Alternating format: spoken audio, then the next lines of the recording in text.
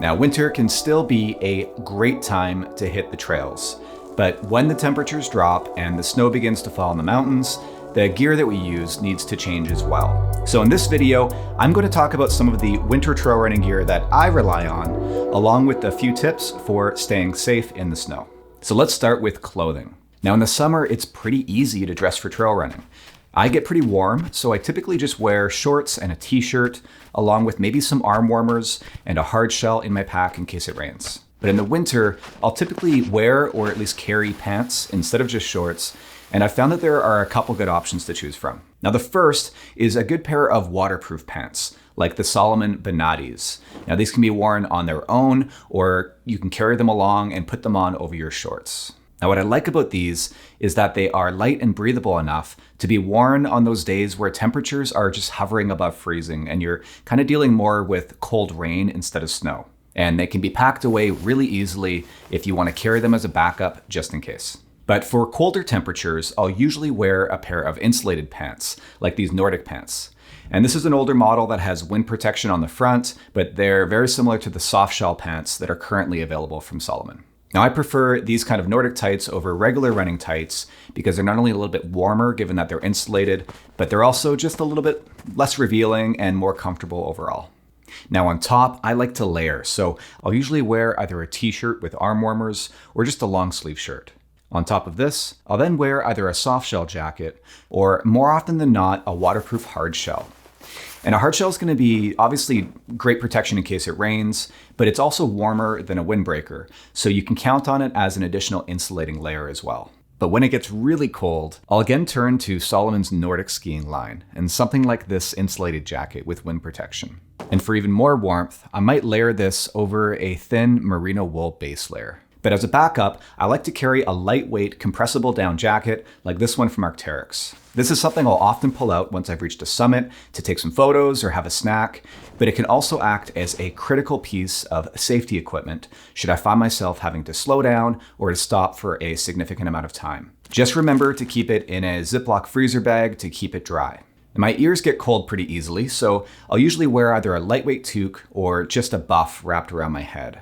And that way, if I start to overheat, I can pull it off and just wrap it around my wrist. And carrying a spare one of these never hurts as well, so you can maybe put it around your neck and pull it up around your face like a balaclava in case of cold winds. Now my hands get cold really easily as well, so gloves are a must for me, even in the fall and early spring.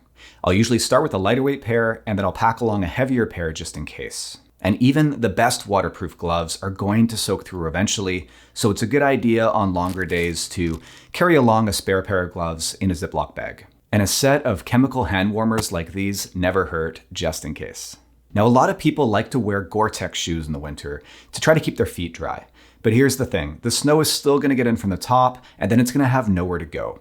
Plus, they're less breathable, so they can be too warm at other times of the year. So instead, I like my shoes to be quick draining and breathable. When running in deeper snow, I'll then pair them with some Gore-Tex socks like these from a brand called Rocky. And these aren't cheap, but I've had this pair for years and they have been worth every penny. And just wear some regular socks underneath to keep your feet not only dry, but nice and warm. But I am becoming a fan of trail running shoes with built-in gaiters, like the Salomon Soft Grounds, or the new S-Lab Cross that I've been testing out for a few weeks. And this can help to keep out not only dirt and debris, but of course, snow as well. And you can also find trail running shoes with built-in spikes, like the Salomon Spike Cross, which allow you to run more safely in icier conditions. But I find that conditions are just too variable in the winter, including a mix of snow and ice and rock and maybe even some pavement. So instead, I'll carry along a traction device that I can put on only when necessary.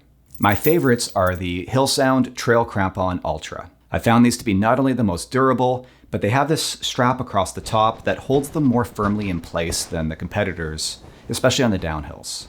There are a few models available, but the Ultras are the lightest and are designed specifically for trail running. But if black ice is more of your concern, then check out the less aggressive Hillsound Flex Steps, which are chain-free ice cleats designed for urban environments like icy sidewalks and roads. Now I've got another video that I'll link to below that covers all of the usual trail running essentials that I would rely on in warmer months, and the winter is no different. But keep in mind that the days are shorter, making the need for a headlamp or possibly a backup or a spare battery more important than ever. I'll always carry one of these emergency bivy sacks as well, instead of just the small emergency blanket that I might be able to get away with in the summer.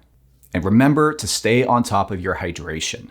I find that I just really have to force myself to drink in the winter because I'm not sweating and I just don't feel the need. But if I don't, I end up feeling really dehydrated. And don't underestimate the power of the sun. In the winter, the snow can reflect up to 90% of UV radiation, meaning that you're getting a double dose, both from the sun and reflected off the snow. And this can very quickly lead to snow blindness, as well as burning of the eyelids and other places that don't normally see direct sunlight. And trust me, forgetting to wear sunglasses and sunscreen on a bluebird day running in the snow in the Alpine is a mistake you are only going to make once. So that about covers it for me, but is there anything I missed that you would consider essential in the winter? Tell me about it in the comments below, and be sure to subscribe for more videos like this.